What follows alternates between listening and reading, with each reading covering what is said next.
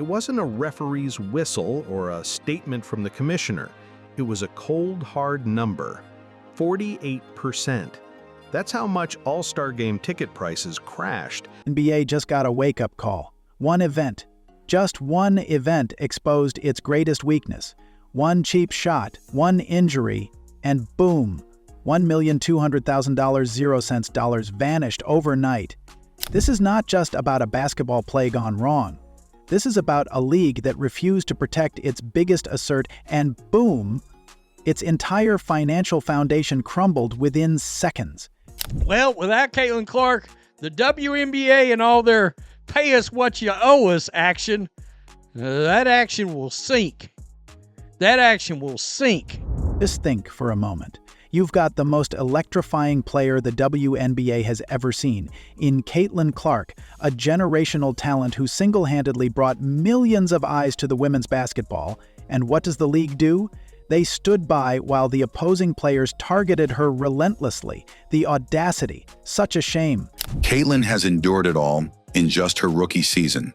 And through every cheap shot, every no call, and every game where she's forced to play through pain, the WNBA has done next to nothing. But here's when it becomes completely insane. The targeting resulted in an injury which took Clark out of the tournament, and WNBA learned the most expensive lesson ever. Ticket prices dropped 48% overnight. That's not just a dip, that's a financial earthquake that shook the very core of the league. WNBA All-Star Game sees ratings drop without Caitlin Clark, and it's ugly. It's real ugly. Keep watching for the complete breakdown of how one cheap shot from Jacy Sheldon caused WNBA $1,200,000 0 cents loss. And if you think the league finally got what it deserved, drop a karma in the comments below. Let's dive into how the WNBA tasted its own medicine. Caitlin Clark is injured again. Allegedly, Jacy Sheldon kneeing Caitlin Clark in the groin. But it's a foul. It is clearly a foul. Obviously, this is called as a no call. Okay, so what we witnessed on July 15th was no less than a disaster. It was Indiana Fever versus Connecticut Sun, a game that was already quite fierce, quite intense because of the way they were targeting Caitlin Clark. Picture this. It is the final moments of the game. The Fevers are winning. A player from Indiana Fever makes a beautiful backdoor pass, and as she runs back up court, she caught Jacy Sheldon makes contact, and the player grabs her groin in pain.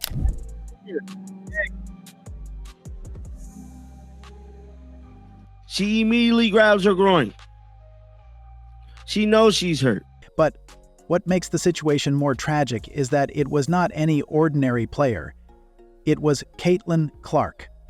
Throughout the season, the opponents tried to bully her, test her toughness, and trigger her. She took elbows, shoves, and dirty plays all the season long without breaking.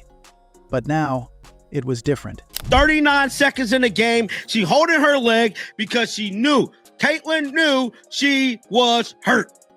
The torment codified. Now it was different. Clark tried to push through the pain like a warrior, but the pain became unbearable. She clutched her groin for the second time and headed towards the baseline away from the play. And what happened next broke every fan's heart. For the first time after losing the national championship, Clark cried. Please welcome with us more ladies and members of the Connecticut Giant Squad. Let's make some noise for Katie Garden. Yes, she cried on the court. There we saw her raw emotions, her pain, and the devastation of a player who has been carrying the entire league on her shoulders. This was a systematic failure on the part of Indiana Fever to protect the most valuable asset they have ever got. We've always known that the WNBA doesn't know how to treat their stars properly. This incident with Jacy Sheldon isn't something accidental or happening for the first time. This has been a pattern. When Clark stepped into WNBA, she faced every single person trying to pull her legs. There were proper schemes to intimidate her. The numbers don't lie. Here's a stat that will make your jaw drop. The Chicago Sky had their 4 out of 7 flagrant fouls against Clark in 2024. If we take out a percentage, that's 56%. Think about this for a moment. More than half of the league's fouls are against not a single team, but a single player. Yes, you heard that right. This isn't just basketball, it's a pattern. And this time, it was caught crystal clear on camera. This systematic targeting included Kennedy Carter's shoulder check, Angel Reese's head contact, Marina Mabry's aggressive bumps, and Diamond DeShield's barreling into Clark. It was a planned, strategic, and quite calculated effort to break her down and to intimidate her. From elbows to the ribs, shoves to the floor, pokes to the eye, and now a knee to the groin, Caitlin has endured it all in just her rookie season. Each incident followed the same playbook. The opponents tried to bully her, test her toughness, and trigger. It's that the league's brightest stars being repeatedly targeted. It looked like they wanted Caitlin Clark to be hurt, or they wanted something bad to happen to Caitlin, bro. This was not ignorance. This was a choice. Now, with Sheldon's cheap shot, we see this pattern has reached a dangerous new level, resulting in actual injury and massive financial consequences for the league that allowed this culture to fester. Here comes the part that shook the entire league. The moment Caitlin Clark's injury was announced, it was like an economic earthquake for WNBA. Within less than 24 hours, the ticket prices touched the lowest, the All-Star Game tickets being resold by fans dropped by almost half, and the market crashed at 48%. This was a way of fans saying, "We are not interested." 1.25 million viewers tuned out. 1,250,000 viewers.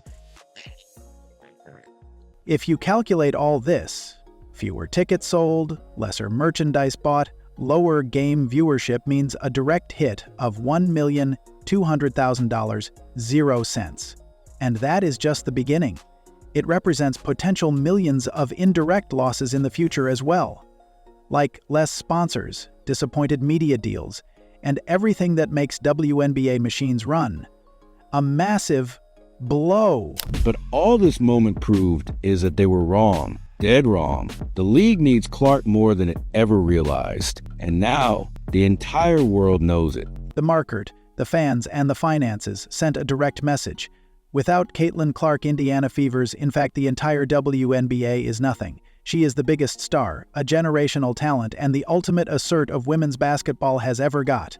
It was not about the fans going crazy or any other speculation, but economics speaking louder than any press release ever could. Fans sent a blatant message, a shot across thou bow.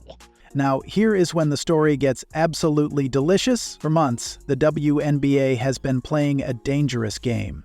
It is trying to undermine Caitlin Clark through cheap marketing stunts, and with the help of coaches and some players. They have been trying to throw her under the bus, mess with the biggest superstar they have ever got, trying to put forward a narrative that the league is too tough. There have been rumors that they are trying to downplay Clark's stardom. Well, congratulations, WNBA. You just proved that theory was a catastrophic miscalculation. The 48% price crash didn't just expose a business problem. It exposed a cultural truth, one the WNBA has to reckon with before it can move. The attempt to promote the league by letting its biggest star take hits didn't make you look tough. It made you look negligent. Fans are quiet online. A lot of people are starting to look like they're reselling their All-Star tickets. Some people even giving them away. Over all the social media platforms, fans are going absolutely crazy. The backlash is swift and merciless. Fans are aiming to hit at the right spot, the franchise's wallets. They are Caitlin Clark's fans first, Indiana's later. It was Clark that brought them to the game, not the franchise. If it keep going at this rate, the fans are really going to boycott this basketball team. And even there have been official statements from coaches and Clark's family members. Caitlin's own brother erupted online after the Sheldon incident, calling out the refs directly for allowing her to be repeatedly assaulted on the court. Her brother Colin posted a message, "Make no mistake, this is on the reffing." The fact that tweet was quickly deleted tells you everything about the pressure being applied to keep people quiet. And even the coach, Stephanie White, was furious. Her own coach, Stephanie White, has even admitted that there's a different level of physicality being allowed when it comes to Caitlin. And still, no action. No statement from the commissioner. He said, bad officiating is a league-wide issue, and everybody in the WNBA is getting better except the officials. And what's worse is the message this sends to future stars. If this is how the WNBA treats Caitlin Clark, what happens to the next generational player who tries to rise? The entire situation has put WNBA in a position it never wanted to be in the first place. Now this thing is quite clear, that the league and well-being and financial health is directly related to the well-being of players. The league invested massive amounts of money, time, and energy to prove that they are bigger than Caitlin Clark, but the market just proved them wrong. The 48% ticket crash, the $1,200,000 0 loss, speaks volumes of the fact that it's all connected to one thing: their failure to protect their most valuable asset. If Caitlin Clark steps away, this league collapses. Full stop. And now they are in panic. Meetings held, calls are being made, and PR teams working to undo the damage and come up with a solution. But it's too late. The damage is done, and the entire world saw it happen. And if nothing changes, the WNBA won't just lose its best player, they'll lose their entire future. So here we are. The WNBA just learned the most expensive lesson in their history. Comment down your thoughts below and do let me know what you think. Did the WNBA finally get what they deserved? And don't forget to smash that subscribe button for more WNBA truth.